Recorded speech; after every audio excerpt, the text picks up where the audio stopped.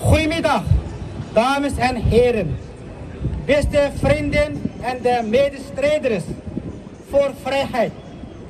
Ik begin mijn toespraak met het volkslied van de Oost-Turkestan. Liedje. Assalamu alaikum. Hürmetli arkadaşlar, hazır şartlar üretim araçtan bundan başlayacağım.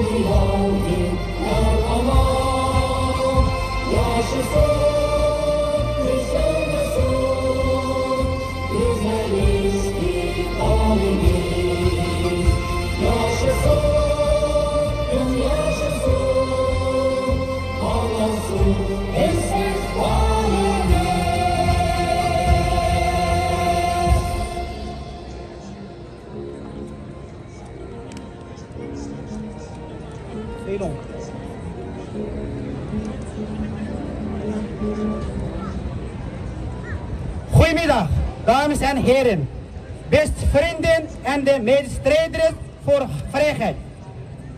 Mijn naam is Abdurrahim Ghani en Oeigoers mensenrechtenactivist. Ik sta hier om te medegeloze onderdrukking van de Tiananmenplein-beweging door het Chinese communistische regime scherp te veroordelen. Het bloedbad was niet alleen in de aanval op de dapere zielen, maar ook in de aanval op de idealen van vrijheid en de rechtvaardigheid. Aan degenen die hun leven verloren, aan de families die uit elkaar werden gerukt en aan de ontelbare anderen weer dromen werden verpletterd. Bied ik mijn de diepste medeleven en de mijne onsterfelijk bewondering aan. Maar het laat duidelijk zijn, alleen door de jullie inspireren en door onze volhardige zullen de heldere daden van de Tiananmen martelaren herinnerd worden op de bladzijden van de geschiedenis. Het regime in de Peking en doodsbang voor de herinnering in het Tiananmenplein bloedbad en is vast besloten deze gebeurtenis uit het geheugen te wissen of de geschiedenis naar zijn hand te zitten. Het leven houden van de herinneringen aan 4 juni wordt door de CCP beschouwd als een grote misdaad en de jonge Chinezen zullen er nooit iets van weten. De offeren op de Tiananmenplein zullen niet te vergeefs zijn. Zij hebben in de vlam ontsteken. Die blijft branden in de harten van iedereen die verlangt naar een vrij en de democratisch China. De porteren van deze helden zullen de zielen lanceren van de Tiananmen Heroes Memorial. Groter en beter dan het Tiananmen Museum dat door de Chinese autoriteit in de Hongkong is vernietigd. Het zal een passende bewijs zijn van hun moed en de herinneringen aan de prijs van vrijheid. En we mogen niet vergeten dat de vrijheid van de Chinese Communistische Partij veel verder reikt dan het Tiananmenplein. Zij heeft niet alleen het Chinese volk bloed vergeten en de onderdrukking aangedaan, maar ook de bezette landen Oost-Turkestan, Zuid-Mongolië, Tibet, Cantonia, Hongkong, Guangxi. Deze landen en hun bevolking lijden onder hetzelfde tyrannielijk juk en worden geconformeerd met de culturele uitwisseling. Gedwongen assimilatie en de gewelddadige onderdrukking.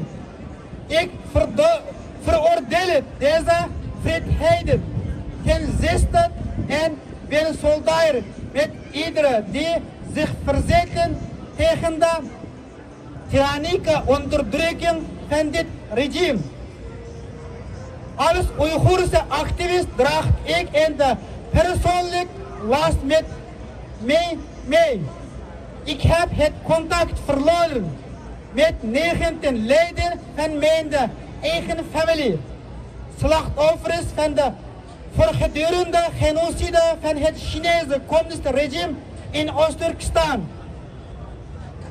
Schokkend genoeg werd ik in juni 2024 benaderd door mijn broer, die mij onder de bedreiging van de Chinese politie smekte om de komende week niet te getuigen bij het Wereldburgerstribunaal in Den Haag, waar de misdaden van de Chinese dictator vervolgd. Ik weigerde en de gesprek werd beëindigd in een staaltje van de ongelooflijk vrijheid haalde de Chinese politie mijn vader uit het concentratiekamp, waar hij ernstig ziek was geweest, en liet mijn broer een video opnemen waarin hij mij aanspoorde om te stoppen met mijn activisme tegen de Chinese regering. Emotionele manipulatie. Ik moest opnieuw weigeren. Dat was het eerste en de laatste wat ik van hen hoorde. Toen ik voelde bij stuk hield, werden mijn vader en de broer teruggebracht naar de Chinese concentratiekamp. 2 maanden later kreeg ik het verwoestende nieuws dat mijn vader in het concentratiekamp was gestorven. Ik presenteerde die pijnlijke video als bewijs van de Chinese vrijheden bij het Wereldtribunaal voor burgers. Deze genocide is een levende bewijs van de vrijheid van het Chinese regime. Een systematisch poging om een hele volk uit te roeien. Dit is niet alleen een misdaad tegen de Oeigoeren, het is een misdaad tegen de menselijkheid zelf. Ik dring erbij de wereld op om deze genocide te erkennen en actie te ondernemen om het te stoppen. Vandaag op de Dam zijn wij niet alleen Oeigoeren, Tibeten, Hongkongers of Chinese democraten. Wij zijn verenigd front of de natie en de volkeren die schade ondervinden van het Chinese communistische regime. Deze kracht ligt in onze eenheid. Door samen te staan, door samen te werken over de grenzen en de culturele heen, kunnen we dit onderdrukkende regime ten val brengen en onze vrijheid veilig stellen. Die weg naar de vrijheid is niet gemakkelijk, maar de geschiedenis heeft laten zien dat tirannen niet bestaan is tegen de collectieve wil van de vastbrandende mensen. Ik ben ervan overtuigd dat het Chinese communistische regime op een dag zal vallen en dat in de democratie China het zijnde zal herrijzen. Ik droom van een dag waarop alle naties die onder de agressie en de bezitting van de Chinese communistische regime gebukt gaan. Hun recht op de zelfbeschikking zullen realiseren.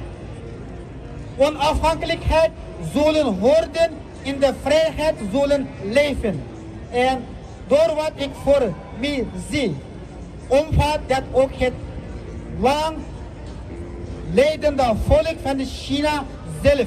Een groep die heel vaak over het hoofd wordt gezien in het internationale discours over de mensenrechten.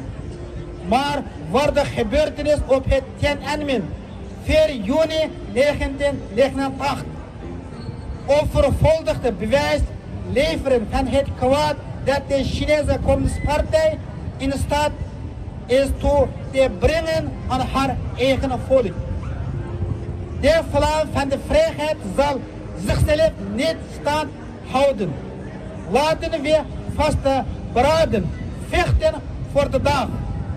Lang leven de vrijheid, lang leven de onafhankelijkheid, lang leven de gerechtigheid. Hartelijk bedankt voor jullie aandacht, de namens van de Stichting Support Oeigoers.